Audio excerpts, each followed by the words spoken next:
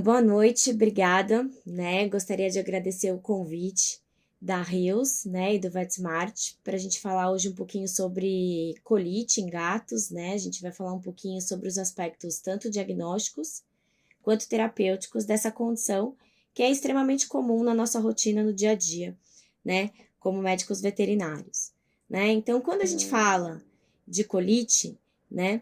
Basicamente, a gente fala de inflamação do colo, né? Que é, obviamente, uma região do intestino grosso. E quando a gente, né, se depara aí com esse tipo de problema no nosso dia a dia, a gente pode ter quadros que são quadros agudos ou quadros de maior cronicidade.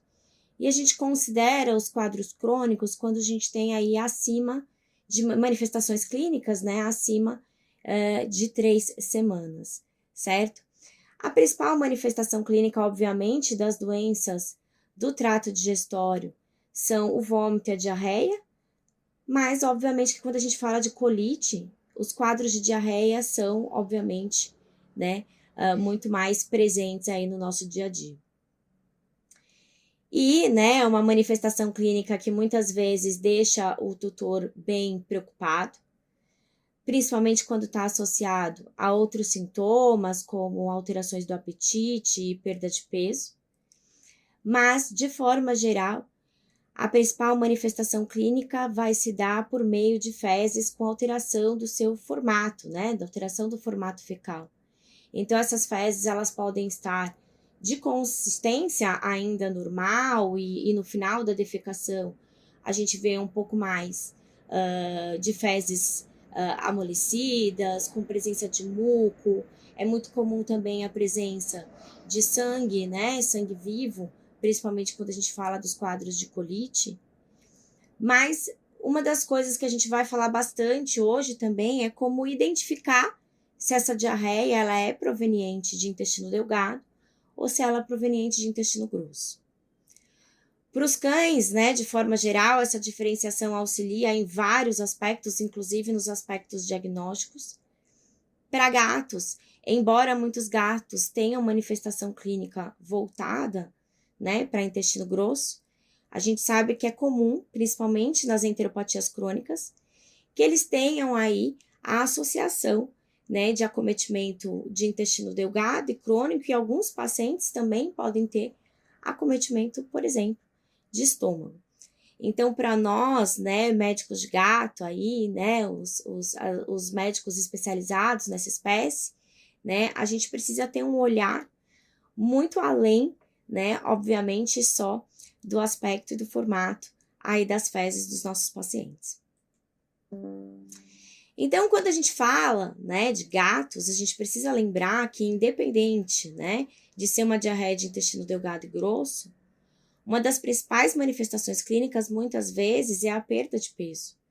Muitos dos pacientes que têm quadros de colite ou enterite, né, principalmente quadros aí que têm acima de 3 semanas, não necessariamente esse paciente tem uma diarreia importante. A gente vê que gatos, muitas vezes, com quadros de duodenite, podem ter como única manifestação vômito, ou nem sempre, né?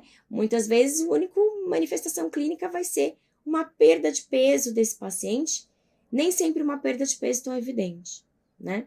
Essa perda de peso, muitas vezes, ela está acontecendo, e muitas vezes ela só é perceptível para o tutor quando esse paciente já teve uma perda de peso considerável. Então, é sempre muito importante que os tutores avaliem, né? Quando a gente fala de intestino grosso, não são todos os pacientes que costumam ter perda de peso associada. Mas pacientes aí podem ter quadros também, muitas vezes neoplásicos, e até esse paciente vir a ter manifestações como diarreia, podem já desenvolver previamente, né, bastante perda de massa muscular, certo? Então, isso pode ser visível, né, como nesse paciente na imagem, em que a gente vê já um aspecto de caquexia, né, em que a perda muscular é bem evidente. Bom, então quando a gente fala sobre essa diferenciação entre o acometimento, né, das doenças aí de intestino delgado e grosso, vem aí em mente, né, aquela famosa tabelinha em que a gente aprende na graduação, né, e que cai geralmente na prova, né, como eu sou professora, eu sempre falo para os alunos, né, essa tabelinha ela não cai na prova, ela cai na vida, né, em que a gente precisa avaliar muitas vezes quais são os parâmetros que fazem com que a gente tenha essa diferenciação, né, de diarreias provenientes de intestino delgado e diarreias provenientes de intestino grosso. Então, quando a gente fala de volume, né, o volume no intestino delgado de diarreia é um volume muito maior, certo? Então, a gente fala de fezes bem volumosas, né, muitas vezes aquosas. Enquanto que em quadros de colite, geralmente a gente tem o volume normal ou diminuído. Em compensação, a frequência é bem aumentada. Então, como a gente tem uma frequência aumentada de defecação, muitas vezes está associado a esses pacientes o que a gente chama de tenesmo, né, e disquesia. Então, o tenesmo é aquela sensação, né, da necessidade de evacuação que faz com que muitos pacientes procurem a caixa de areia e defequem de pequenas quantidades, muitas vezes façam um esforço de defecação, que muitas vezes vai ser visto com esse tutor, com um pequeno volume de fezes, às vezes ele vai referir que só sai muco, que é uma característica também dos quadros de colite, uma vez que a gente tem várias células ali, né, no intestino grosso, produtoras de muco para auxiliar, obviamente, o processo de defecação. Muitos desses pacientes também, pelo esforço de defecação, né, podem ter quadros álgicos, que a gente chama de disquesia, e essa diferenciação é difícil nos nossos pacientes, né, como os nossos pacientes não falam, então muitas vezes a gente coloca que o tenesmo pode estar associado com disquesia, né, porque muitas vezes esses pacientes podem até fazer bastante esforço, vocalizar. Esse esforço de defecação e a alteração da motilidade do cólon também pode gerar quadros eméticos. Em gatos, isso é algo que muitas vezes é referido pelos tutores, principalmente durante esse momento em que eles estão na caixa, né, fazendo bastante esforço para defecar, certo? E a presença de sangue, que muitas vezes deixa os pacientes bastante preocupados, né? Então, pelo esforço de defecação, a gente pode ter sangue vivos nas fezes, que a gente chama de hematoquesia, né? Alguns pacientes com quadros mistos de diarreia podem ter hematoquesia junto com melena. É importante lembrar, né, que muitas doenças crônicas em gatos, embora a manifestação clínica seja mais condizente com colite, né, muitos desses pacientes em exames de histopatológico, em exames de imagem, a gente vê que acabam tendo acometimento também de intestino delgado. Então, é possível em muitos pacientes que essas diarreias também sejam mistas, né, com alteração aí do formato, do volume, né? Então, isso acaba trazendo um pouco de dúvida para o nosso tutor. Então, hoje a gente tem um advento aí, né, do celular com câmera, que isso é uma grande facilidade para nós no dia a dia. Então, geralmente a gente pede para que os tutores, né, tirem uma foto e mandem para ajudar com que a gente tenha mais informação sobre a qualidade das fezes do paciente. Bom, tem um lado positivo, né? Antigamente eu lembro que os tutores levavam fezes num potinho de margarina, né? E era muito pior, porque pelo menos agora a gente não tem o odor, né? Então essas fotos elas auxiliam bastante no nosso dia a dia aí, para que a gente possa interpretar, então, as manifestações clínicas desse paciente, tá? Outro quadro muito interessante que a gente consegue visualizar de forma, né, tranquila aí nos gatos é o que a gente chama de urgência de defecação, né? Então, a urgência de defecação muitas vezes está relacionada a esse gato acabar defecando em locais não adequados. Então, isso pode estar relacionado à urgência. O diagnóstico diferencial disso também pode ser dor. Então, pacientes que têm, por exemplo, dor osteoarticular, muitas vezes vão para um outro quadro, que é a constipação e obstipação, mas que muitas vezes gera aí um esforço de defecação que faz com que os tutores muitas vezes tenham dificuldade em diferenciar se é um tenesmo, né, associado aí a uma colite, ou se está associado a um quadro de constipação e obstipação. Tá? Mas a urgência é bastante referida como o tutor dizer, nossa, doutora, ele defecou na cama dele, isso é coisa que ele não faz, né? Ou ele defecou ao lado da caixa de areia, ou próximo de uma região onde fica a caixa de areia, mas não necessariamente dentro da caixa de areia. Então, isso significa que muitas vezes esse animal ele tem uma certa urgência na defecação, mas às vezes não consegue controlar esse processo. A perda de peso é realmente muito mais evidente nos quadros que estão relacionados aí às diarreias de intestino delgado, certo? Mas a gente pode sim, né, ter quadros aí que você tem associação tanto de intestino delgado quanto grosso, e isso leva também como uma única manifestação clínica à perda de peso, tá? E como a gente falou também, né, o vômito geralmente está associado aí às diarreias de intestino delgado, certo? Mas a gente pode sim ter, por estímulo aí, principalmente da região do colo, né, ter pacientes que acabam tendo, principalmente durante quadros que a gente fala de crise mesmo, de colite, em que ele tem aí essa urgência, disquesia, tenesmo, e fica o tempo todo dentro da caixinha de areia. Muitas vezes, durante esse esforço de defecação, acaba tendo estímulo e esse paciente acaba vomitando em seguida, ou até mesmo, às vezes, dentro da própria caixa de areia, tá? Então, eu coloquei aqui para vocês alguns exemplos, né? Obviamente, de todos as fezes que eu recebo em WhatsApp de pacientes. Então, aqui pacientes com um quadro que a gente vê fezes formadas, depois fezes, no final, mal formadas, com presença de muco, então nos remetendo aí muito mais a uma diarreia de intestino grosso, né? Aqui um paciente em que a gente vê muco e hematoquesia, mas a gente vê fezes bem formadas e até fezes que a gente considera mais rígidas. Então, nesses casos, muitas vezes, a gente precisa ter como diagnóstico diferencial se esse paciente não tem aí algum quadro de constipação e obstipação, tá? E aí não se esqueçam de pensar nas doenças osteoarticulares, que geralmente, né, e as doenças renais, que geralmente fazem com que esse paciente tenha dor ao evacuar e acabe segurando mais o momento da evacuação, né? Aqui a gente já vê, né, uma diarreia de grande volume, né, uma diarreia que nos remete mais a uma diarreia característica de intestino delgado, né? Então, outra característica comum nos quadros de diarreia de intestino delgado também é a presença de esteatorreia, né? Então, a gente sabe que a digestão de gordura é realizada no intestino delgado. Então, alguns pacientes podem ter, né? A gente vê a esteatorreia de forma muito mais comum aí em quadros intestinais em cães, né? Mas também pode estar presente em alguns pacientes felinos também. E aqui, né, uma característica comum que a gente vê dos pacientes em crises de colite, né, que são fezes aqui em pequena quantidade, né, muitas vezes o tutor fala, ele tá fazendo gotinhas de fezes, né, e muitas vezes ao final da defecação também o tutor refere, né, pontos ali de muco e hematoquesia.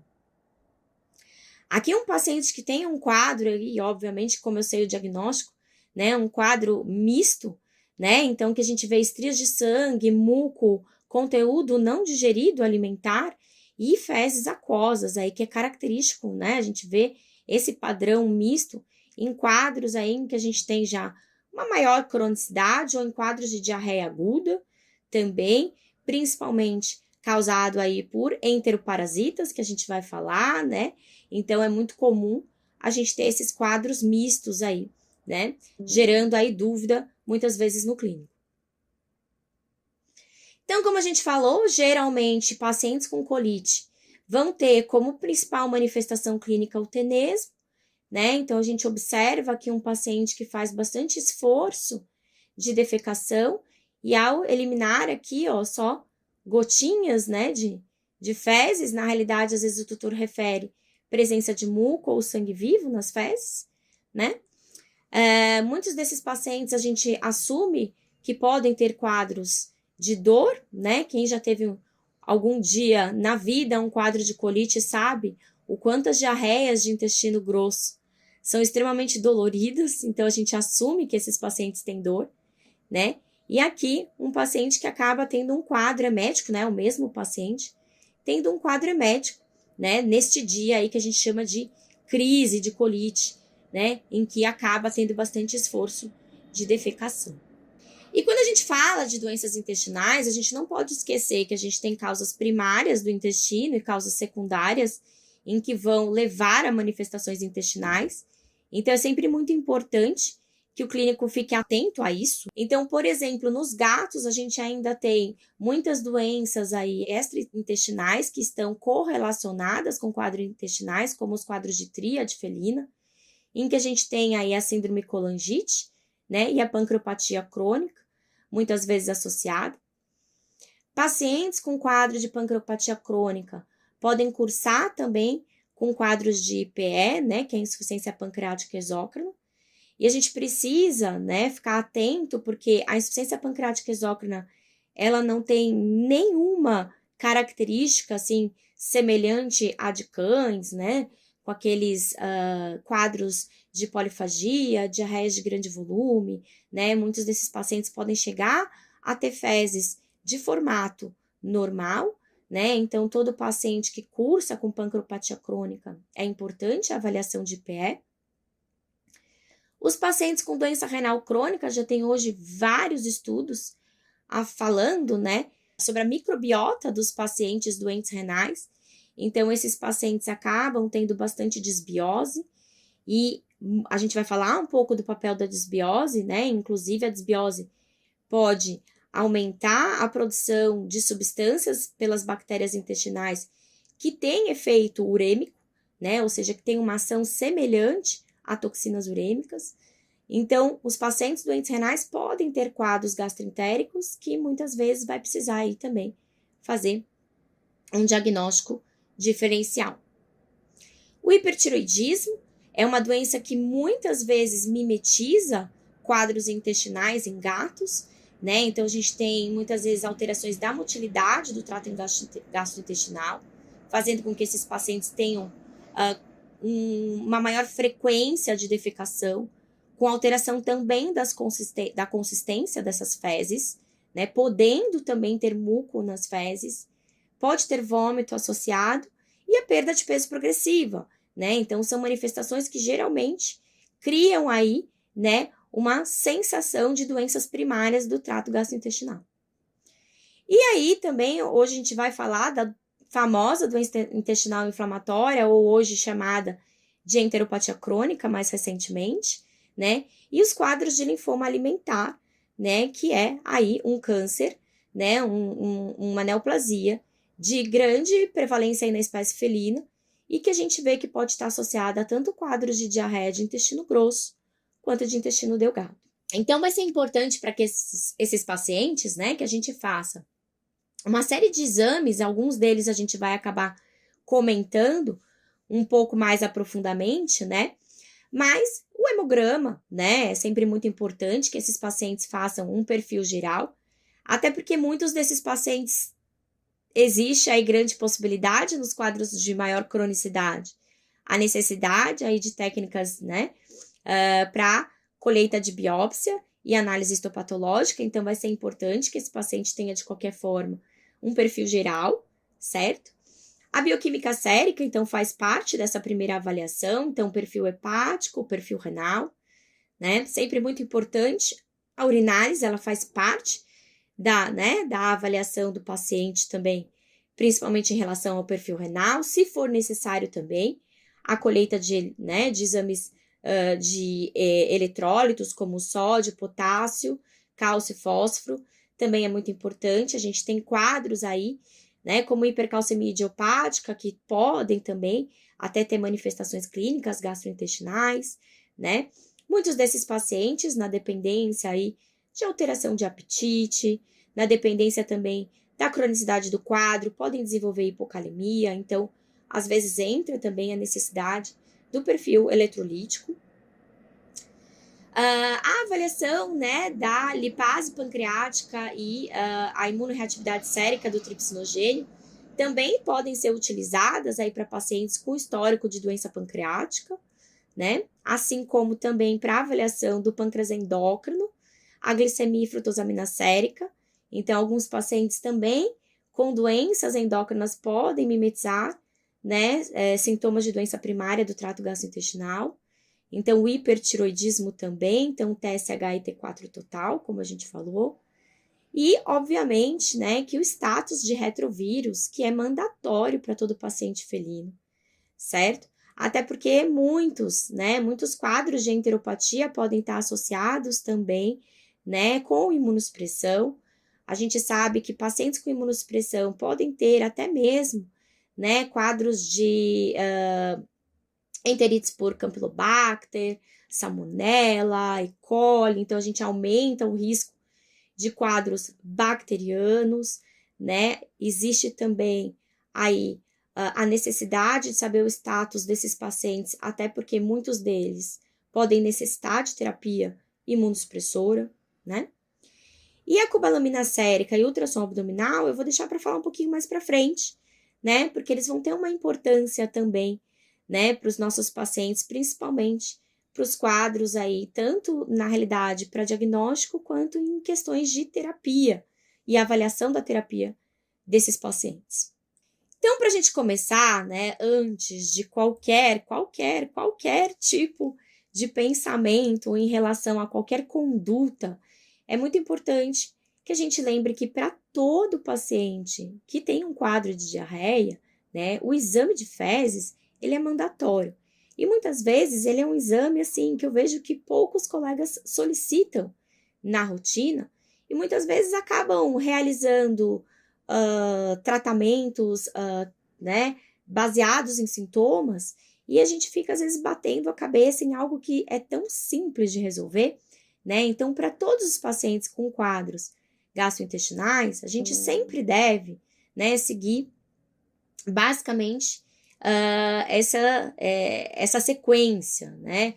Então, você pode fazer um esfregaço de fezes frescas no seu consultório, né? A gente também, principalmente pacientes que estão com diarreia bem líquida, é possível fazer a colheita dessas fezes usando, né, uma sondinha uretral, introduzindo no reto do paciente com solução fisiológica. Daí a gente colhe esse material, põe numa lâmina de vidro e avalia em microscopia. É super simples de fazer, né? Óbvio que vai muito do quanto esse médico veterinário está acostumado a fazer esse tipo de avaliação. Eu, particularmente, gosto muito de fazer o direto de fezes, certo? Porque eu acho que ele auxilia bastante, né? Muitas vezes ali, naquele momento em que você está atendendo o paciente, você já passa a ter algumas informações muito importantes. Então, principalmente tricomonias e giardias, né? A gente pode, muitas vezes, alguns parasitas intestinais, né? Eumintos, a gente pode, muitas vezes, já conseguir identificar pelo direto de fezes. Independentemente, né, do direto de fezes ou esfregaço de fezes, o exame de flotação fecal, que é o copro parasitológico, ele continua tendo a sua indicação, obviamente, que aumenta bastante a sensibilidade do teste, o uso de 3 amostras, que podem ser em dias consecutivos ou em dias alternados, né? Não existe um consenso em relação a isso, mas aumenta bastante a sensibilidade do exame, então é sempre muito importante o teste de flotação fecal. E existe aí a possibilidade de alguns patógenos, né, que a gente chama de alguns enteropatógenos, que aí a gente pode precisar aí de metodologia de pesquisa de antígeno, isso pode ser por ELISA, imunofluorescência ou as técnicas de PCR. Então, a gente usa bastante o SNAP para Giardia, né, que é uma técnica de ELISA, que tem aí a sua, né, a gente vai falar em termos de sensibilidade do teste. Então, é importante também a associação junto com o copro parasitológico, com os exames de flotação, né? E o painel de PCR para enteropatógenos, ele já vai ter uma importância quando a gente tem aí outras suspeitas, principalmente em quadros de diarreia aguda, em que a gente pode ter aí diarreias por Campylobacter, Clostridium, quadros virais, né, que a gente fala de coronavírus entérico, Cryptosporidium. Para giardias ele não tem uma sensibilidade tão boa, mas ele tem aí também a possibilidade do uso do PCR, né, panleucopenia, salmonella, toxoplasma e, obviamente, Trichomonas flatus aí, que hoje é algo que a gente tem diagnosticado cada vez mais na nossa rotina, no nosso dia a dia, tá? Então, esse painel de enteropatógenos, ele também pode te ajudar Mas é sempre muito importante lembrar que não necessariamente o encontro, né, ou seja, um resultado positivo desses agentes, necessariamente é diagnóstico definitivo da causa dessa diarreia. Porque muitos desses enteropatógenos, eles podem ser encontrados em um indivíduo e não necessariamente serem aí os autores, dessa manifestação clínica nesse paciente. Então, é muito importante o critério no uso desses painéis aí para pesquisas de enteropatógenos, ok? E aí, quando a gente fala, dos agentes infecciosos e parasitários que podem acometer aí intestino delgado e grosso, basicamente, os de maior ação aqui em intestino grosso, quando a gente fala dos parasitários, Trichuris, Ancilostrum, protozoários, Giardia, Isósprita e Trichomonas, certo? Os agentes virais, na maioria das vezes, acometem intestino delgado, certo? Tá? E enterites bacterianas, a gente fala basicamente de Clostridium, E. coli, Salmonella e Campylobacter, certo? Então, aí já temos aí uma rotina dos testes diagnósticos na clínica, mas sempre muito importante tomar cuidado, porque a maioria das enterites, elas acabam, de etiologia bacteriana, elas são muito menos frequentes em gatos, por exemplo, do que em cães. Então, é muito importante que a gente tenha critério na avaliação desses exames. E quanto às causas parasitárias, pessoal, é sempre muito importante que os antiparasitários, eles sejam realizados mediante diagnóstico clínico, Então, já é sabido aí há algum tempo, que os antiparasitários, eles não conseguem prevenir, na realidade, eles tratam, os enteroparasitas, e cada antiparasitário vai ter uma ação melhor em vermes chatos, vermes cilíndricos.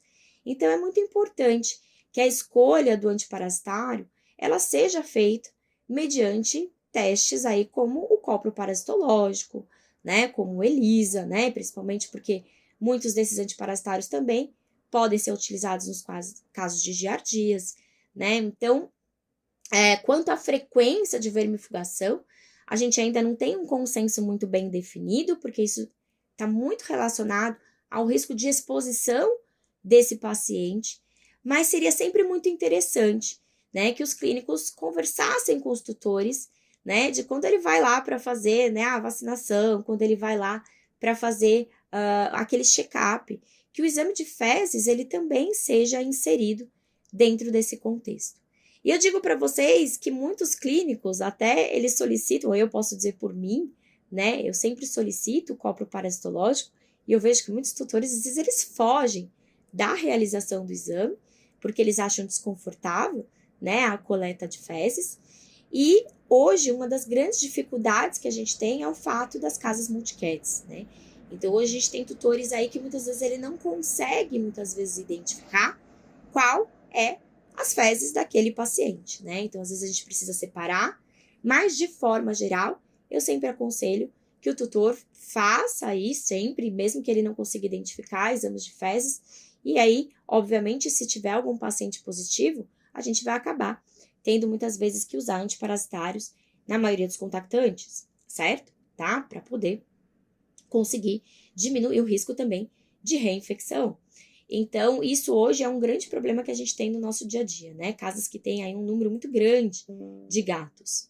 Então, eu vou falar um pouquinho primeiro dos quadros de colite aguda, Então, os quadros agudos, geralmente, eles estão associados aí aos protozoários, embora a giardia, ela é chamada de giardia duodenalis intestinalis, ou seja, mas duodenalis, ou seja, que tem aí, uma adesão maior, nas células do intestino delgado, certo? A gente pode ter pacientes também com quadros de colite. E também lembrar que muitos desses pacientes também têm co-infecções, co-infecções parasitárias, co-infecções por protozoários, O que leva aí, mais uma vez, a necessidade da gente fazer, uma série de exames para que a gente trate adequadamente o paciente, tá? Grandes problemas que a gente encontra na rotina em relação aí aos protozoários de forma geral. O diagnóstico pode ser difícil? Sim, Na realidade, para todo enteropatógeno, a gente ainda tem muitas discussões em cima de diagnóstico. inclusive das enterites bacterianas, né? Então, todo enteropatógeno, de forma geral, ele é difícil, né? Da gente, muitas vezes, ter certeza da real culpa dele, né? No quadro intestinal do nosso paciente, né? O diagnóstico, né? Os testes que a gente tem, eles podem falhar. A gente também tem, muitas vezes, falhas durante o tratamento, né?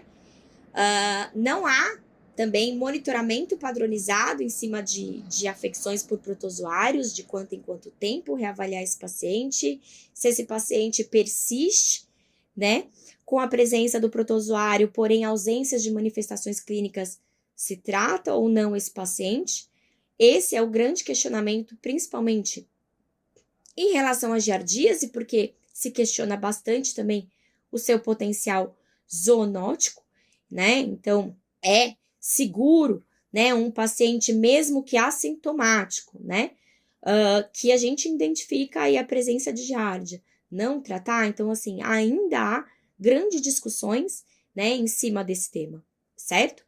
Mas, né, o que se sabe atualmente é que o risco zoonótico, né, de cães e gatos em relação a humanos, aparentemente parece ser baixo, certo?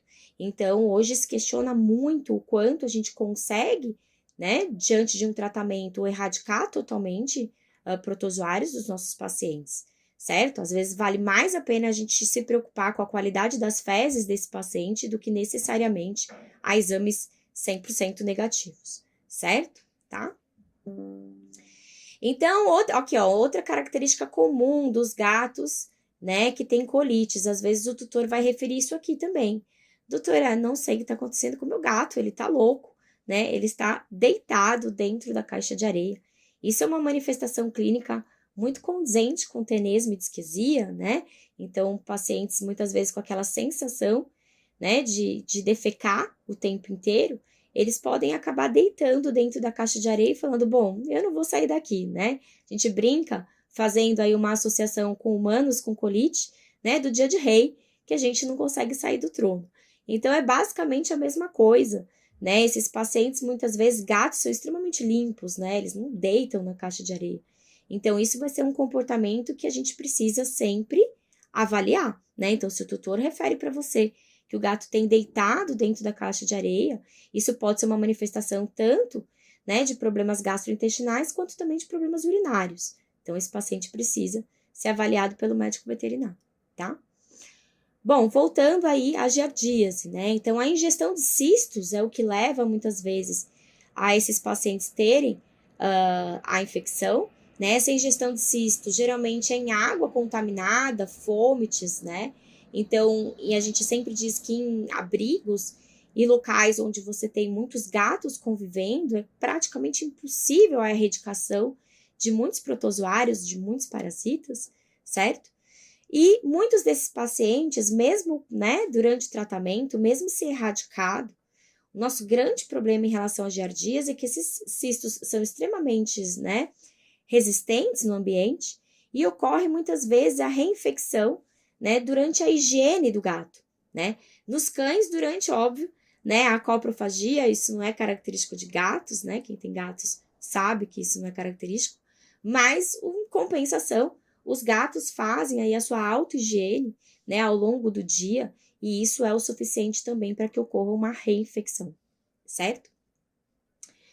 A doença está relacionada, muitas vezes, né, não à presença da giardia em si, mas à fixação dela nas velocidades intestinais, né? Então, teoricamente, hoje, né, cada vez o avanço das técnicas de avaliação de microbiota, então a gente tem várias técnicas, né, por meio de PCR, FISH, né, que o SNPCR, né, tem várias avaliações, mas hoje a gente consegue ver que muitas vezes, né, processos de disbiose, eles não estão associados necessariamente a um aumento, né, de bactérias patogênicas, mas às vezes há uma maior adesão dessas bactérias ao epitélio, né? Então, quando a gente fala de protozoários, na realidade é isso que se questiona atualmente, né?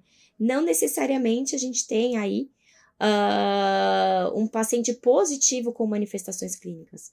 Mas se algo permite, né, a adesão da giardia e do tetracomonas, a mesma coisa, né, nas velocidades intestinais, aí a gente aumenta aí o risco de ter um paciente sintomático. E aí ele pode ter, então, diarreias tanto de intestino delgado quanto de intestino grosso.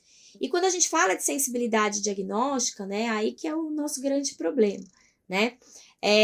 A flotação fecal, quando a gente faz uma análise só, então apenas uma amostra, a sensibilidade ela gira em torno de 77%.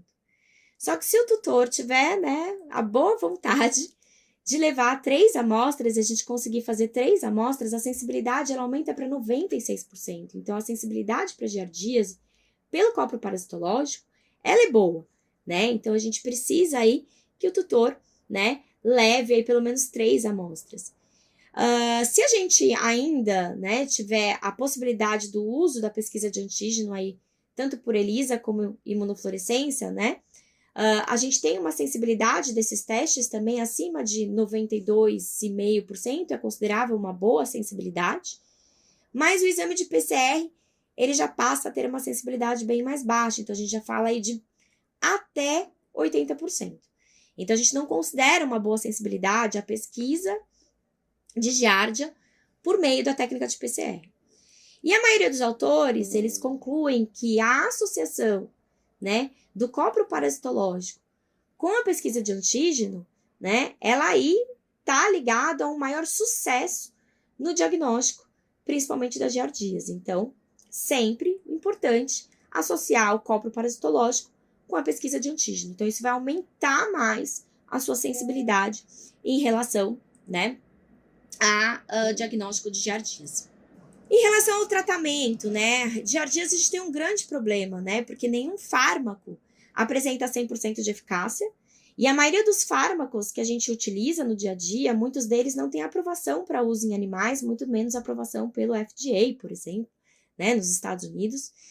Muitos deles estão relacionados a diversos efeitos colaterais, então é importante aí que a gente sempre procure buscar um fármaco que tenha uma menor toxicidade e que esteja relacionado também a um menor risco de desbiose gastrointestinal.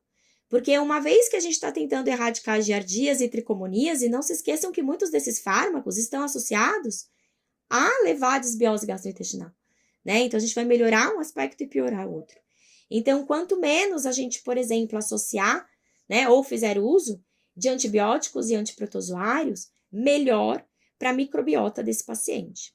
Então, teoricamente, né, o que a gente tem de mais artigos aí voltados, né, para o tratamento de giardíase é o metronidazol, certo? E o febendazol. A maioria dos autores hoje recomendam o febendazol porque ele está implicado aí em ter bem menos efeitos deletérios para a microbiota do paciente. Então, que o uso do febendazol, ele deve ser o tratamento de escolha, né? Seguido aí do metro e a associação também de pamoato de pirantel, praziquantel e febantel, também é uma escolha segura pensando na microbiota do paciente. Já nos casos, né, em que a gente fala do uso, né, da nitazoxanida, né, a gente já acaba deixando aí como um fármaco para a última escolha, devido também ao seu potencial de maior toxicidade para os pacientes felinos, tá? Então, podem ter vômito, diarreia associada ao fármaco, efeitos neurológicos, né, apatia, depressão, ataxia, certo? Então, a gente deve usar com muito mais critério, com muito mais cautela, né? E sempre é importante pensar que o importante, né, é melhorar a qualidade das fezes desse paciente. E para todos os quadros de colite, a gente vai falar mais lá no final, mas para todos os quadros de colite, né, entra aí muitas vezes a associação, por exemplo, né, de prebióticos, probióticos e muitas vezes a dieta, né, como um recurso também para competir com esses protozoários, né? Então, se você tem aí uma microbiota que compete e favorece, ganha competitivamente na adesão às microvelocidades, você passa a ter um paciente com menos manifestações clínicas, certo? Então, hoje a gente busca, né, não necessariamente erradicar Giardia, porque a gente ainda tem muitos problemas em relação até mesmo à eficácia dos fármacos utilizados no nosso dia a dia. E é sempre muito importante pensar até que ponto o uso desses fármacos vai ser interessante para esse paciente e se a gente não tem outras opções por meio de dieta, probióticos, né, os prebióticos que são os alimentares, né, gerar aí uma melhor qualidade de fezes desses pacientes, tá? Bom, Tritrichomonas foetus, né, gente? Esse aí é o grande terror dos gateiros, né? Então a gente sofre, os tutores sofrem, todo mundo sofre, né? E é algo que a gente tem pego aí bastante no nosso dia a dia, né? Então, assim, é de bastante sofrimento aí para quem trabalha com gatos, né? Então, o nome mais famoso é Tritrichomonas foetus, né? Mas o nome científico adequado aí é Tritrichomonas blackburni, né? Mas eu também acabo chamando de foetus, né? Na praticidade, né? Na realidade, eu acabo chamando mais de tricomoníase, que é mais fácil de falar, né? Muitos tutores chamam de tritri, né? Como um apelido também. É um protozoário aí comumente de ocorrência aí frequente em gatos jovens, né? Então, isso já diz muito sobre a formação da microbiota intestinal e principalmente, né, aspectos do hospedeiro, que é o que? A formação da imunidade.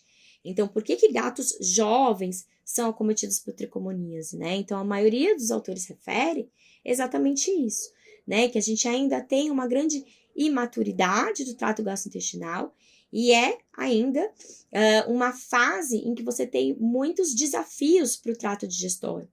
Então, quais são esses desafios, né? A mudança alimentar da lactação, né? Os animais do desmame, então, para o alimento, né? Você tem muitos desses pacientes com uma alta carga de endoparasitas associados, né? Então, você tem aí ainda o estresse ambiental desses animais, a própria imunidade ainda está em formação. Então, a idade média da gente atender pacientes com tricomoníase é em torno de 9 meses de idade, mais 6 a 9 meses, basicamente, né? Os estudos de prevalência referem uma prevalência entre 30% a 50%, então a gente tem uma prevalência alta de tricomoníase, né? Pode estar associado com giardíase, pode estar associado com cistisóspora, tem uma maior patogenicidade, né? Uma maior gravidade quando associado a Cryptosporidium, né? Então, por isso que aí cabe a importância daqueles painéis de enteropatógenos também, por causa da associação, né, de outros protozoários, certo? E o que eu posso dizer para vocês é que realmente os pacientes acometidos por tricomoníase muitas vezes cursam, né, com quadros aí de desbiose gastrointestinal, tá? Então, é muito comum aí ele aderir, né, a adesão dele se faz ali nas células do ilho distal e do cólon, né, por isso que geralmente esses pacientes têm quadros de colite, né, e alguns pacientes podem ter quadros de diarreia mista, como eu mostrei para vocês no início da aula, que tinha aquelas fezes bem aquosas, né, com presença até de conteúdo alimentar. Era um paciente totalmente imunossuprimido em quadro séptico, né, que foi resgatado da rua com um quadro de miíase, né, e ele teve um quadro de tricomoníase bem grave, né, mas era um paciente em condições, assim, que foi encontrado em condições muito ruins, né, durante o seu resgate. E hoje, obviamente, né, com um bom alimento, né, tirando ele desse quadro, ele tem fezes hoje normais, tá? Muitos animais adultos podem ser acometidos por tricomoníase e não ter nenhuma manifestação clínica, tá? Embora a gente tenha falado aí das técnicas de PCR, né, existem também as técnicas de cultura fecal, mas é uma técnica mais trabalhosa, poucos laboratórios trabalham com cultura fecal, né, basicamente precisam de kits especiais para a realização da cultura fecal. E o copro parasitológico é possível, né, a visualização do Tritrichomonas, mas eu particularmente gosto bastante de fazer aquele esfregaço, né, o direto de fezes, que eu falei, usando um pouquinho de solução fisiológica, né, então aumenta bastante também a sensibilidade. Muitos, né, autores referem que ele fica, né, aderido no epitélio, então muitas vezes ao sair o bolo fecal não necessariamente você encontra, mas que quando você faz esse flushing, né, aumenta bastante a chance dele acabar saindo no material fecal, tá? Então muitas vezes eu faço na clínica, mas eu peço o copo e a gente pede muitas vezes o PCR, tá? Mas tomem cuidado, um PCR negativo não exclui nem giardíase, né, nem muito menos tricomoníase, certo? Tá? Copros negativos também não exclui. Às vezes há necessidade de repetir os exames até que você se certifique. Mas não se esqueça, né? Quadros gastrointestinais intensos em animais, né? Filhotes, animais jovens, né? Não que esse paciente não possa ter uma enteropatia crônica, né? Mas pensar sempre no mais simples, né? Então, pensar sempre na possibilidade aí de giardias e tricomonias, certo? Principalmente tricomonias. Não se esqueça que na dependência do grau de desbiose, na dependência do grau de inflamação do trato gastrointestinal, esses pacientes vão ter exames ultrassonográficos muito semelhantes de um paciente, por exemplo, com quadro de doença intestinal inflamatória, tá? Então, não se esqueçam que para esses pacientes é importante pensar nesses agentes.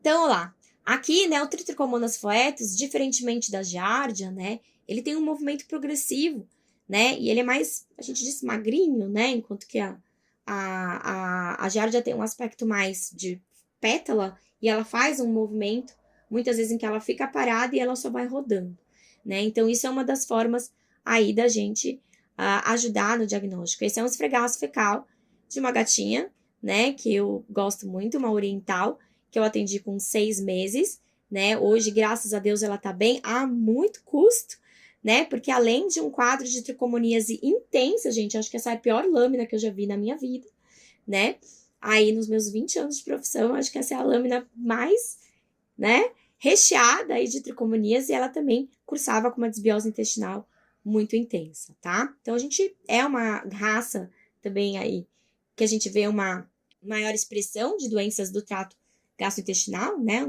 Uma raça gato oriental, que também hoje, né, a gente tem atendido cada vez mais, mas os gatos de raça, geralmente, eles acabam tendo, né, pela diversidade, a perda de diversidade genética, pelos cruzamentos mais próximos, muitas vezes alterações de imunidade, né? Então, nesses pacientes, a gente geralmente vê quadros de tricomonias e de difícil aí controle.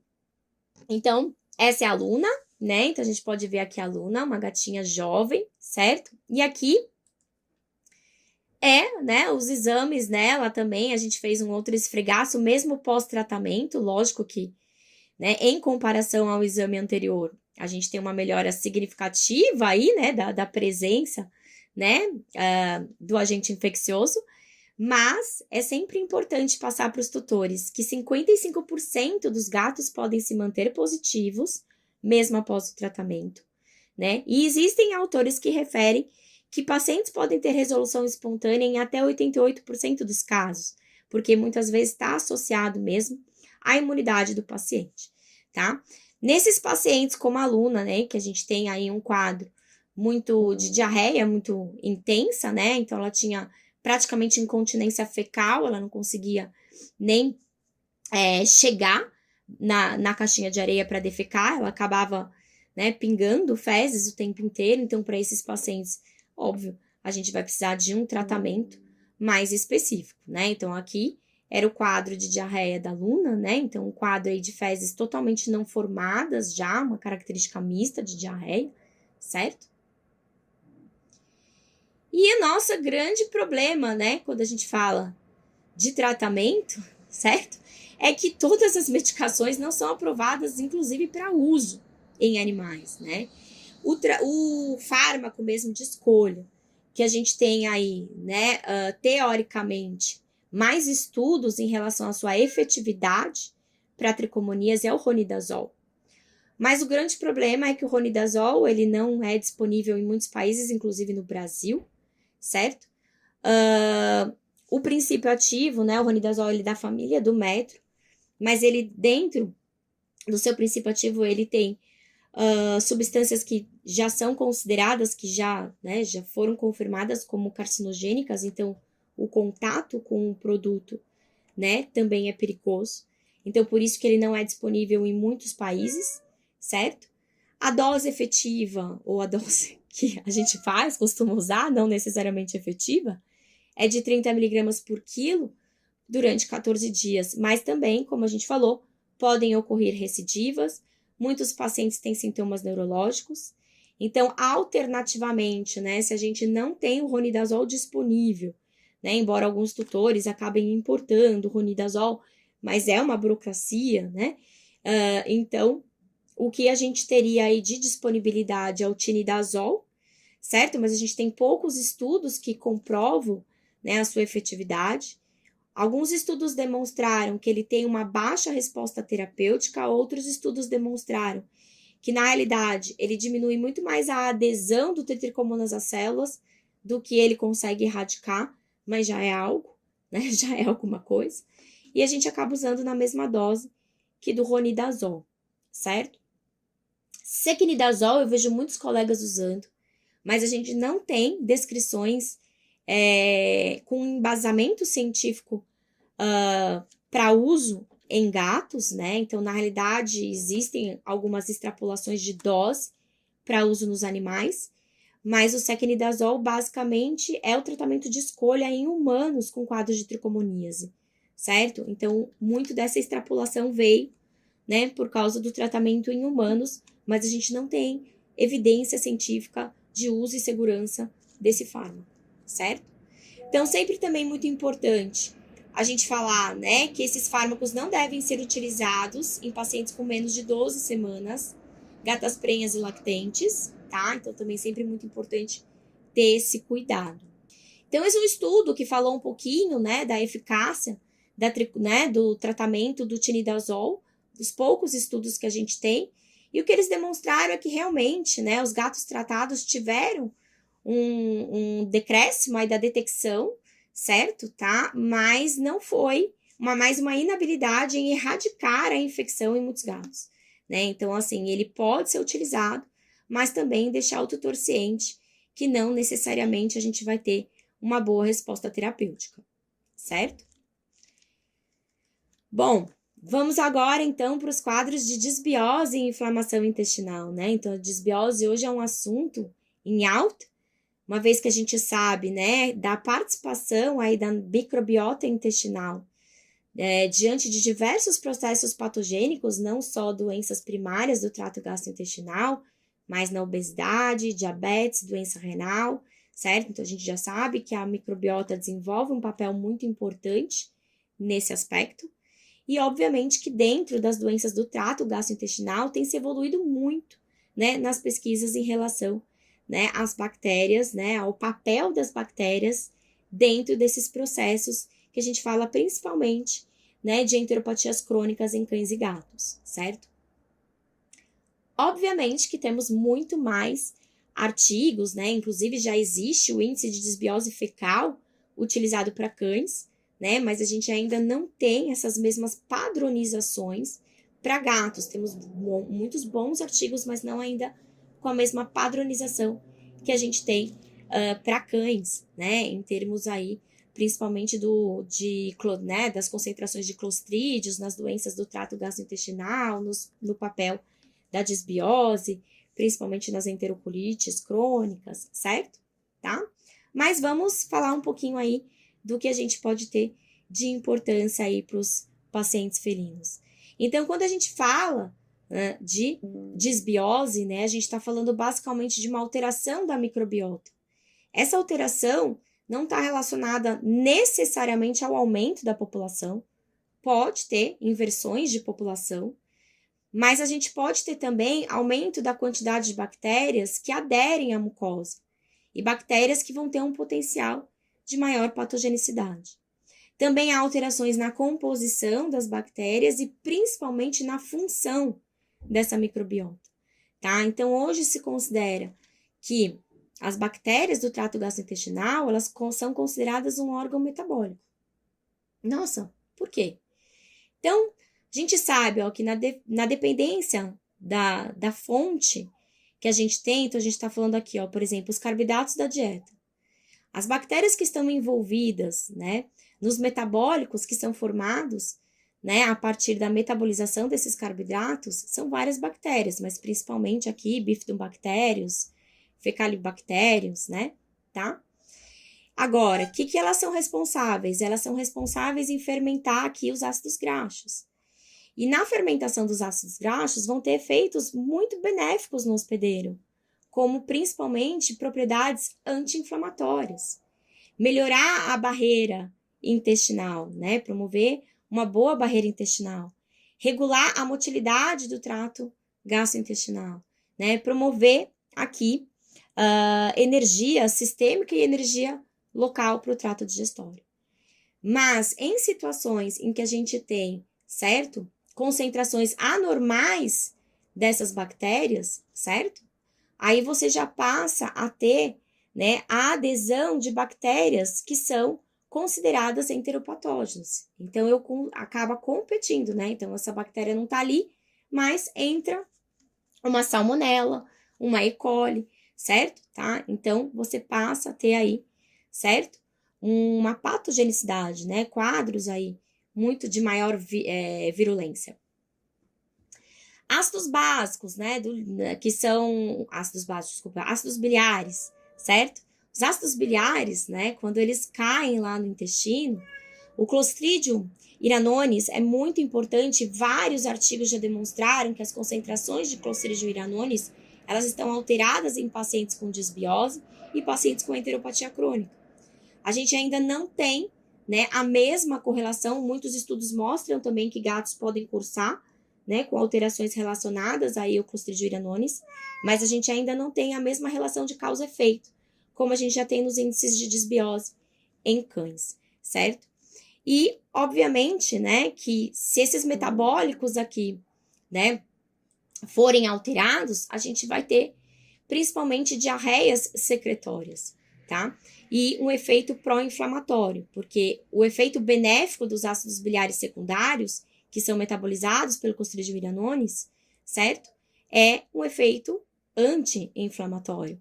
E, obviamente, ele vai diminuir o crescimento também, ele não permite aí o crescimento do Clostridium perfringens, difficile e E. coli, que são também bactérias que têm um potencial de maior patogenicidade.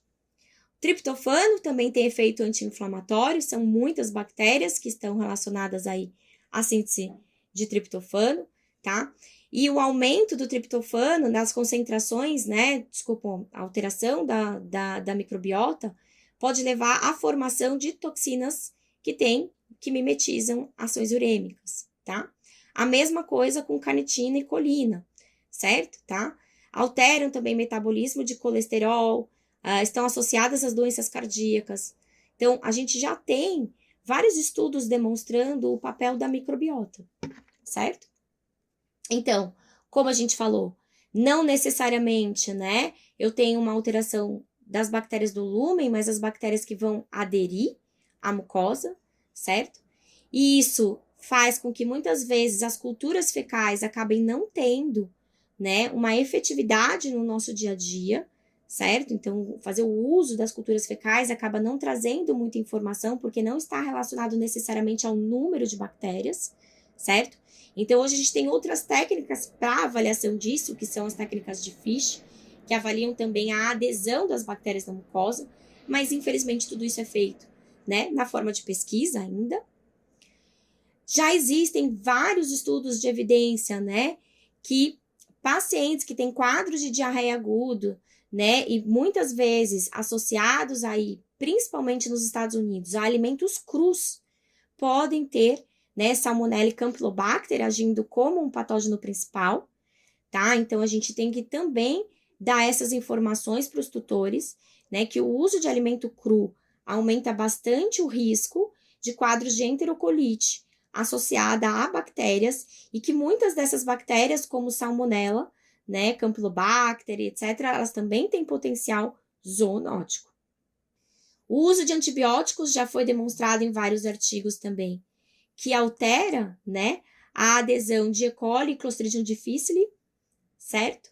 Então, sempre quando a gente for fazer o uso de antibióticos, muito critério na escolha do antibiótico, muito critério no uso de antibióticos, Porque, como eu falei, quando a gente estava discutindo sobre giardíase, às vezes a gente está tentando melhorar um aspecto e a gente pode piorar outro aspecto desse paciente. E vários estudos já referiram também que os pacientes com enteropatia crônica, né, tanto cães quanto gatos, costumam ter alterações, certo? Das concentrações do Clostridium iranonis, né? E acabam tendo, né, uma maior adesão, óbvio, de Clostridium difficile, que acaba tendo um potencial de maior patogenicidade, certo? Tá? Então, o Clostridium iranonis, ele faz aquela conversão no intestino que a gente falou, dos ácidos biliários primários em secundários. Então, se houver uma menor concentração, certo? Tá? Aí a gente vai acabar tendo aí, né, uma inversão e tendo, né, acabar tendo um potencial de maior patogenicidade, principalmente pelo Clostridium difficile, tá? Outros estudos demonstraram também que as enteropatias crônicas estão associadas aí a outras espécies de Clostridium, enterobactérias, certo? E. coli, tá? Então, é muito importante a gente lembrar, mas isso não significa, né, que a gente vai conseguir, né, melhorar os processos de desbiose com o uso de antibióticos, muito pelo contrário, né? O uso de antibióticos vai facilitar outros processos desbióticos, certo? E quando a gente fala, né, das enteropatias inflamatórias felinas, certo? Que tem aí uma ocorrência muito grande no nosso dia a dia, então a gente pode ter pacientes que vão ter quadros, né, de manifestação clínica mais voltadas para intestino delgado, outros pacientes acabam tendo manifestações clínicas voltadas à colite, certo? Ainda temos uma etiologia desconhecida, mas a gente sabe que além, né, do papel da microbiota, então como a gente falou, vários estudos demonstram que a microbiota desempenha um papel muito importante na inflamação intestinal. Então tem um efeito pró-inflamatório, né? Mas não basta só isso. Muitos desses pacientes, eles têm alterações relacionadas também à expressão de MHC, alterações humorais, alterações celulares, que o predispõem também geneticamente a ter uma maior inflamação intestinal, certo? Tá? Então, as enteropatias crônicas, antigamente, né, doença intestinal inflamatória, são afecções imunológicas, né? São mediadas aí imunologicamente pelo sistema imune e vão gerar sinais persistentes do trato gastrointestinal. Então, além dos quadros de colite, perda de peso, né, o vômito também são manifestações comuns nesses pacientes, tá? E ainda temos, né, a provável associação aí com os outros órgãos, que é o fígado e o pâncreas, que caracteriza o que a gente chama de tríade felina, né? Então, a tríade felina ainda se postula, né, que pela alteração anatômica dos felinos que compartilham, né, o ducto biliar e o ducto pancreático em um único esfíncter, né, o esfíncter de Oddi, e que essa alteração anatômica, o processo de desbiose e inflamação, pode acometer, né, de forma concomitante o fígado e o pâncreas, tá? Então, para os gatos, a gente ainda tem esse adendo quando se trata de doenças voltadas para o trato gastrointestinal, certo? Então, aqui a gente vê outro paciente também com um quadro de colite, né? Então, também fazendo um maior esforço de defecação, fezes em pequeno volume, aqui fezes sem formato, né? Mas aqui sem muco e sem sangue, tá? Então, como a gente falou, né? Esses pacientes têm uma susceptibilidade genética, porque eles seguem com alterações aí nas duas respostas, a humoral, né? E celular. Existe a comprovação aí de ter ativação das citocinas inflamatórias, né? Uma maior expressão de MHC classe 2, então a apresentação de antígenos desses pacientes acaba sendo alterada, né?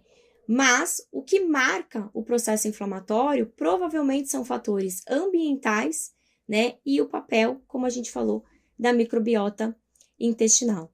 Então, obviamente que todos esses fatores associados à susceptibilidade genética vão fazer com que esses pacientes tenham manifestações crônicas do trato gastrointestinal, certo?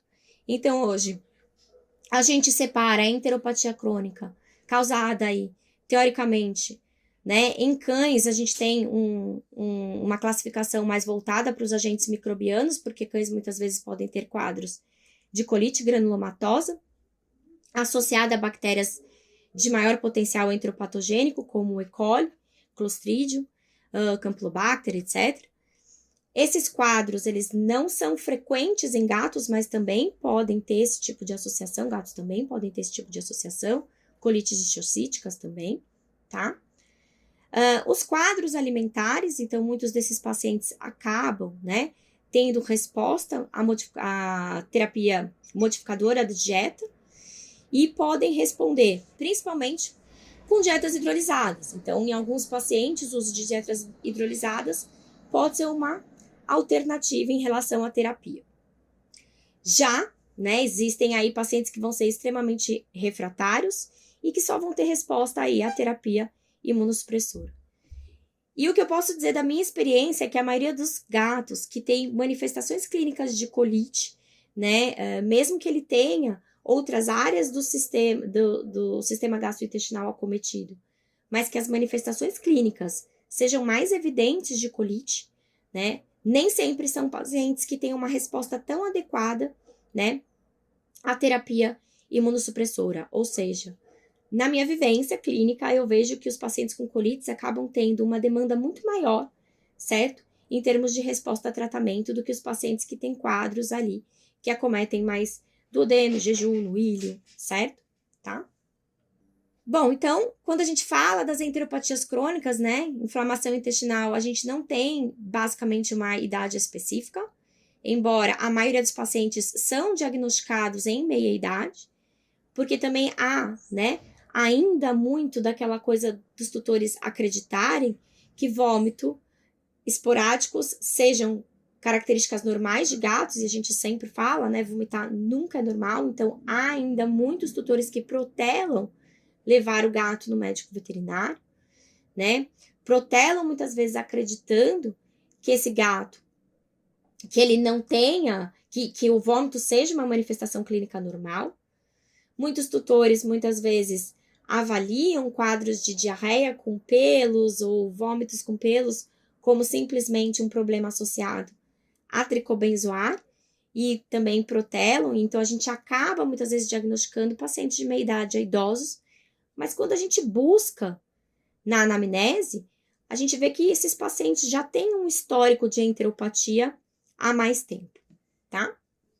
Não existe predisposição racial ou sexual, embora a maioria da literatura refira aí que siameses, persas e malaios têm uma maior prevalência de doenças inflamatórias intestinais. E como a gente disse, esses pacientes podem ter acometimento tanto de intestino delgado e crônico. E segundo a literatura, os quadros de diarreia de intestino delgado, eles correspondem eu peguei basicamente vários artigos, de 14% a 70% dos pacientes cursam com diarreia de intestino delgado, enquanto que a literatura refere até 38% dos pacientes com quadro de colite.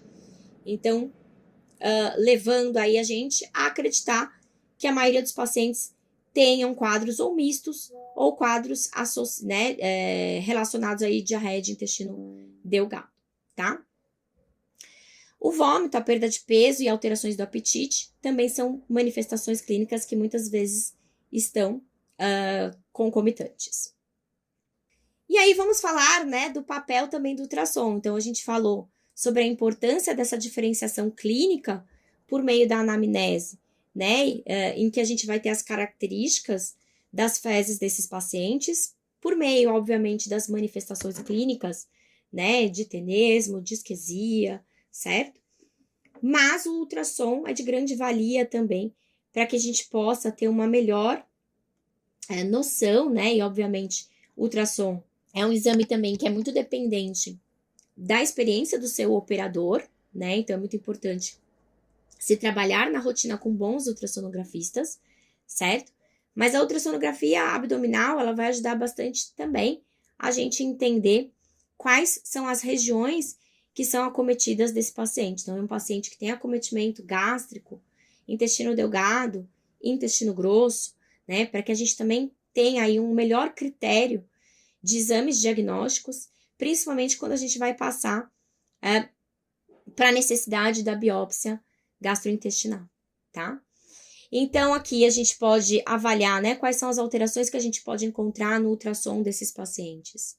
Espessamento de parede gástrica e intestinal, né, e não só espessamento, mas a estratificação das camadas pode estar alterada, né, então é muito importante que o clínico tenha noção também dos valores, né, no dia a dia, das camadas intestinais, né, então eu coloquei aqui para vocês como sugestão um artigo do Journal of Aligning Medicine and Surgery de 2019, que é um artigo recente, né, da doutora Sally Griffin, que fala, né, basicamente o que a gente encontra, né, de alterações em pacientes, né, com sintomas gastrointestinal, o que é normal, o que não é normal, o que é anormal.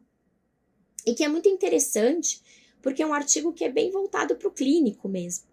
As pessoas precisam entender que dentro da avaliação ultrassonográfica também existe um certo limite de referência.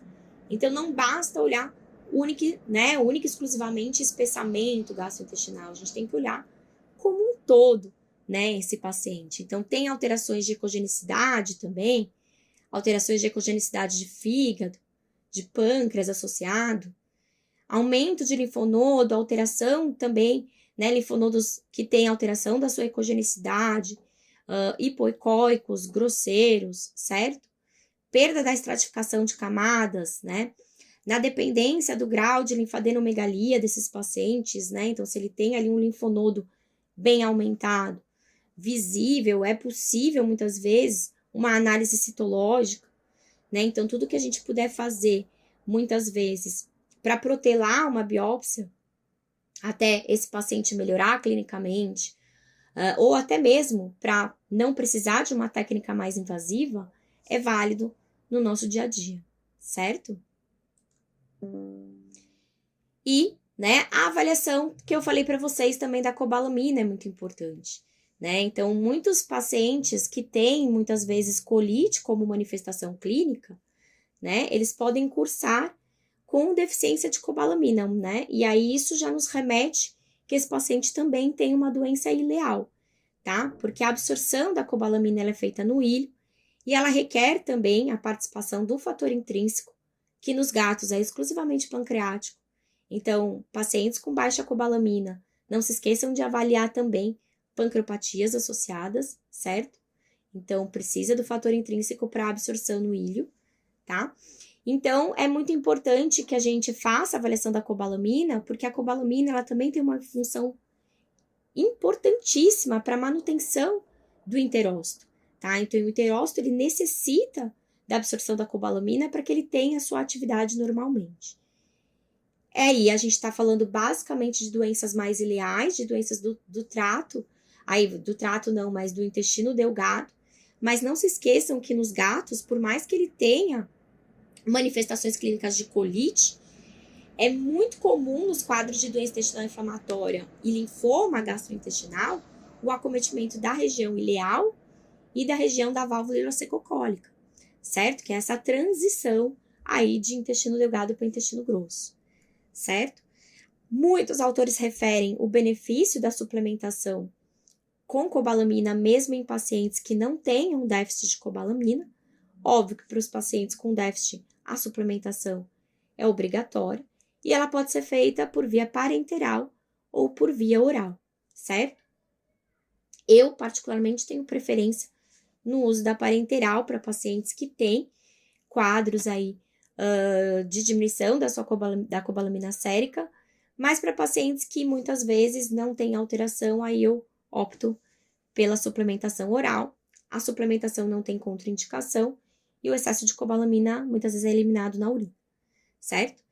A avaliação do folato para gato, né? A gente acaba não usando tanto na rotina, mas se o folato tiver aumentado, isso é indicativo também de desbiose gastrointestinal, certo? Mas o folato ele tem a sua absorção lá no duodeno, certo?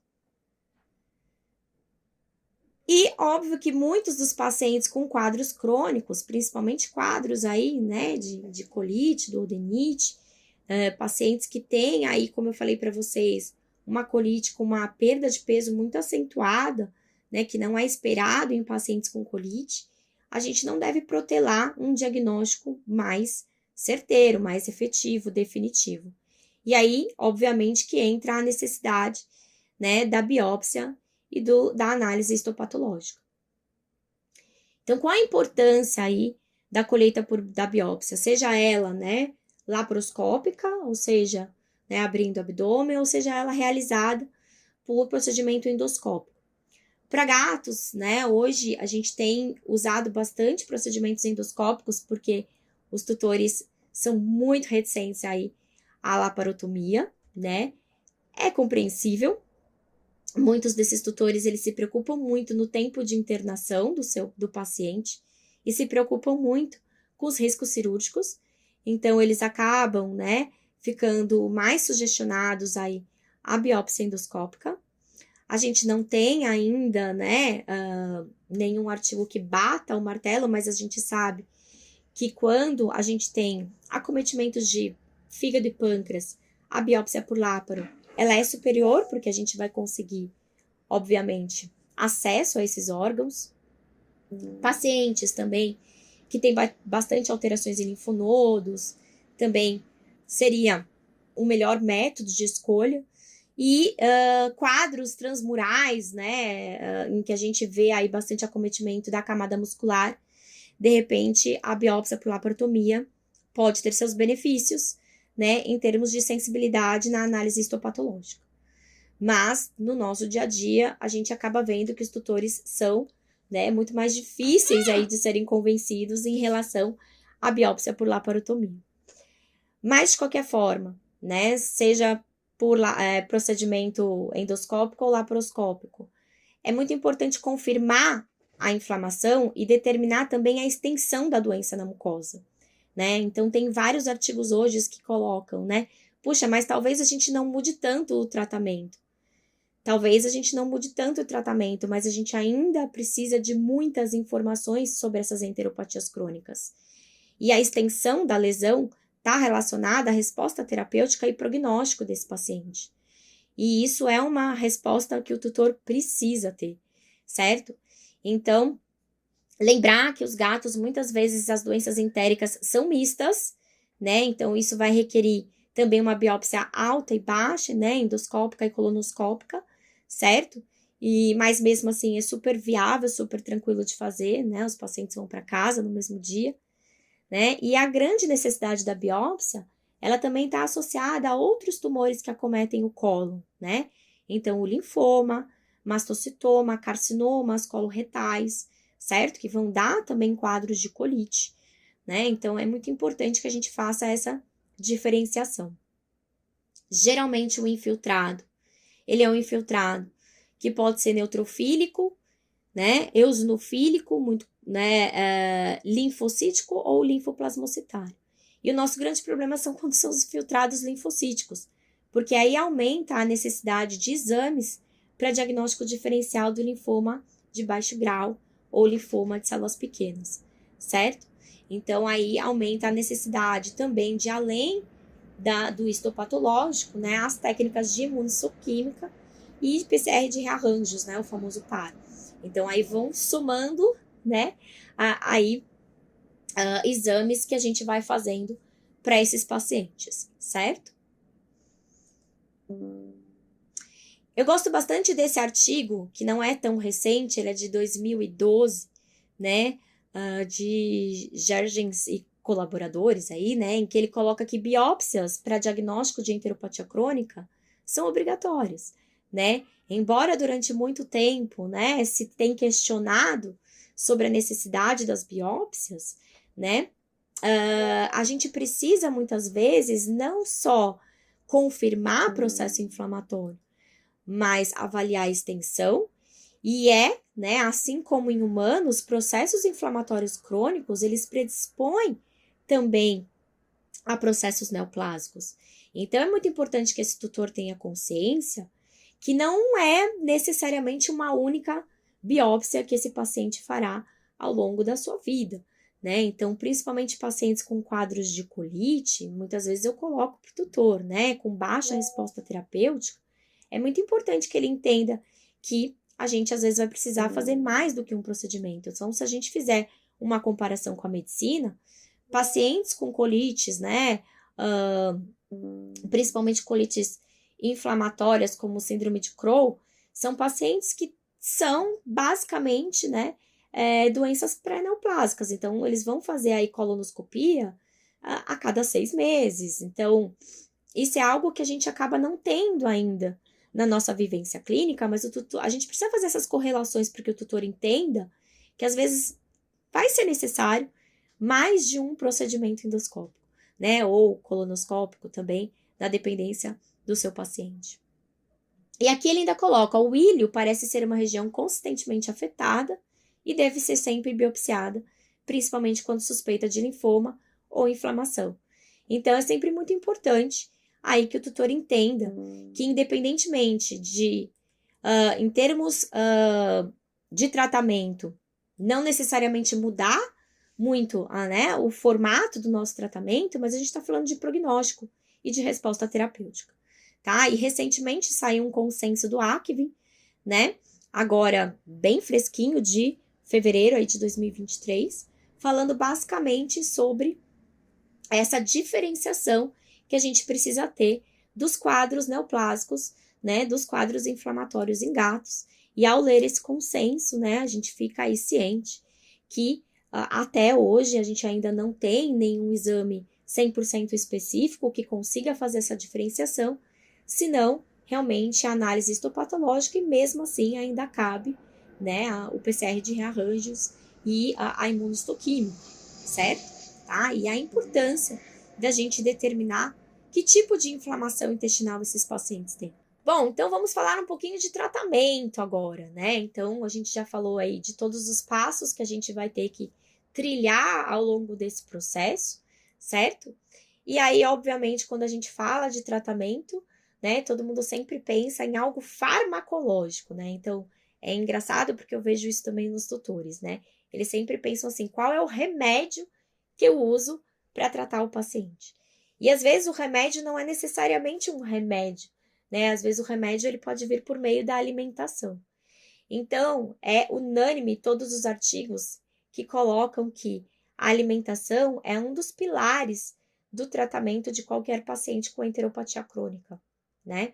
E que a gente também precisa entender que a nutrição, né, ela é algo que é totalmente individualizado, né? Por mais que a gente tenha aí as rações comerciais, que são voltadas, obviamente, para um grande número de animais, certo? Com aquela mesma afecção, não necessariamente todos os pacientes têm o mesmo tipo de resposta, certo?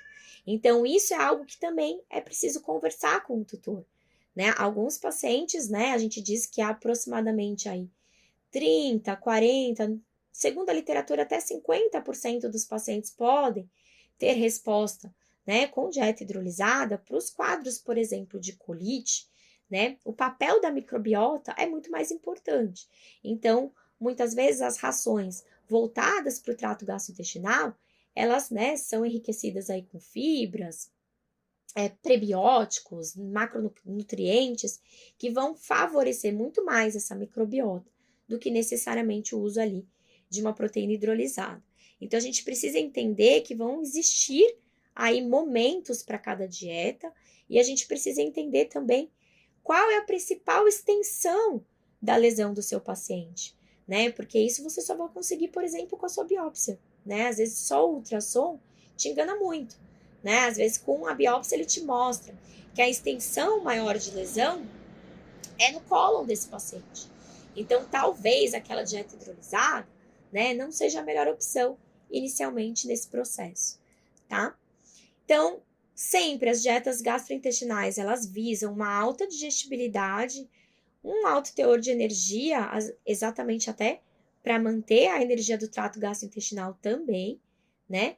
Proteína, né? E proteína de ótima assimilação, gorduras, e isso é algo bem questionável entre cães e gatos. Gatos, eles toleram muito melhor a gordura, né? E utilizam mais gordura, tá? Então, isso tranquilo para gatos em relação a quadros gastrointestinais.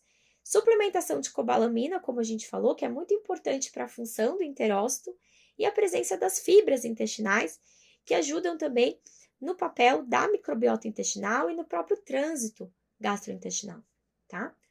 Suplementos nutricionais, eles podem apresentar benefício? Teoricamente, sim. O problema é que a gente tem pouquíssima evidência científica desses suplementos, sobre a qualidade também desses suplementos, porque a gente tem inúmeros suplementos disponíveis no mercado, né? Então, a gente muitas vezes visa, né, o uso da alimentação e a suplementação caso necessário, certo? A fonte de proteína dietética é extremamente importante também em relação à palatabilidade, né? Então, a gente também precisa entender que muitos desses pacientes estão com alterações de apetite, e essas alterações de apetite muitas vezes podem, né, ser mais difíceis aí de aceitação de algumas dietas terapêuticas, então é muito importante que uma dieta gastrointestinal seja extremamente palatável, né? E aí, como eu falei, né, os pacientes com enteropatia crônica, eles devem ser tratados como indivíduos, né? Então, a gente não consegue generalizar todos os pacientes. Nem todas as estratégias dietéticas vão funcionar com todos os pacientes, mesmo que eles tenham doenças semelhantes. Então, isso é algo que é importante do tutor entender, né? Em que pode ser que a gente tenha uma ótima resposta, pode ser que a gente precise mudar para uma outra dieta, certo? E isso, muitas vezes, depende da extensão desse paciente, do quanto, né, tem de inflamação, certo? Do quanto ele tem de desbiose associado. Então, por isso que a análise histopatológica te traz muitas informações, né? Então, eu sempre aconselho que faça aí a biópsia do paciente. Então, quando a gente fala de dietas hidrolisadas, elas têm uma associação, elas podem estar associadas principalmente com os quadros dermatológicos, né? Então, os pacientes que têm quadros dermatológicos podem ter uma boa resposta ao uso de dietas hidrolisadas, certo? Mas, como eu falei para vocês, a taxa de resposta, ela varia muito de acordo com vários artigos, em torno de 30% até 50%, e mesmo os pacientes que têm resposta, não necessariamente eles mantêm essa taxa de resposta aí ao longo da vida, né? Alguns pacientes, eles podem depois deixar de ter uma boa resposta terapêutica, mas é válido? Lógico que é válido. É sempre muito válido, né? Principalmente para esses pacientes com quadros dermatológicos associados, o uso das dietas hipoalergênicas, certo? As fibras, muitas vezes, né, estão associadas aí a uma melhora da microbiota e do trânsito gastrointestinal, e o ômega também por seus benefícios anti-inflamatórios. Mas, sem dúvida nenhuma, hoje, né, se fala bastante do papel aí dos probióticos e prebióticos. Bom, os probióticos são micro-organismos vivos, não patogênicos, né, que a gente aí tem bastante dificuldade em ter na literatura um embasamento científico interessante, né, um embasamento científico bom do benefício dos probióticos, a gente diz dos produtos que estão disponíveis no mercado, porque o benefício dos probióticos a gente sabe, o problema são os produtos que estão no mercado. Então, isso a gente ainda tem, né, poucos estudos, eu digo, internacionalmente. Os estudos demonstram que muitas vezes, por competição, os probióticos conseguem aderir no epitélio, né, fazendo com que essas bactérias patogênicas não consigam aderir, né? Então, isso eles acabam modulando ou inibindo de alguma forma a proliferação das bactérias patogênicas. E também, né, levam a alterações do pH luminal, isso principalmente os prebióticos vão fazer, né? Os prebióticos são constituintes alimentares, fibras, etc., que acabam favorecendo uma microbiota mais saudável, né? Então, é muito importante que uma dieta gastrointestinal ela seja enriquecida por prebióticos e probióticos, certo? E aí, né, se houver a necessidade da suplementação, alguns clínicos gostam bastante de realizar a suplementação com probióticos além da dieta, né? Não há contraindicação do uso desses fármacos, mas a gente ainda tem pouca evidência científica deles. E quanto à terapia imunossupressora, né? Então, aí a gente tem a possibilidade do uso de fármacos imunossupressores para esses pacientes, que seria a prednisolona, né, na dose habitual aí de 2 miligramas por quilo, geralmente a gente faz por 2 a 4 semanas e segue fazendo retirada gradativa, né? Pode ser feito em associação ou não com clorambucil, principalmente para pacientes refratários, né? E pacientes que não ficam sem esteroides, então aí faz, né? Cabe aí associação com clorambucil. Muitos clínicos gostam do uso da budesonida, eu particularmente não gosto tanto, eu prefiro o uso da PrED, pacientes refratários também existe a possibilidade do uso de dexametasona. Sempre muito importante lembrar que não há nenhuma evidência científica de que a terapia imunossupressora leve à desbiose, então acaba sendo seguro diminuir o processo inflamatório com o uso desses fármacos. O que a gente só precisa tomar cuidado é principalmente com a ciclosporina, que acaba tendo um potencial de imunossupressão mais intenso, né? O clorambucil, que pode, em alguns pacientes, desenvolverem leucopenia associada ao uso crônico, certo? Mas a budesonida também é uma opção que pode ser usada para esses pacientes, certo? E antibiótico terapia, né? Antibiótico terapia hoje ela não é recomendada, tá? Cada vez mais em desuso o uso de antibióticos nos quadros de diarreia. Pode ser uma alternativa para pacientes extremamente refratários. A biópsia é muito importante nesse aspecto, né? Porque existem colites granulomatosas. Na biópsia é possível ver uma maior ali, né, presença de bactérias também.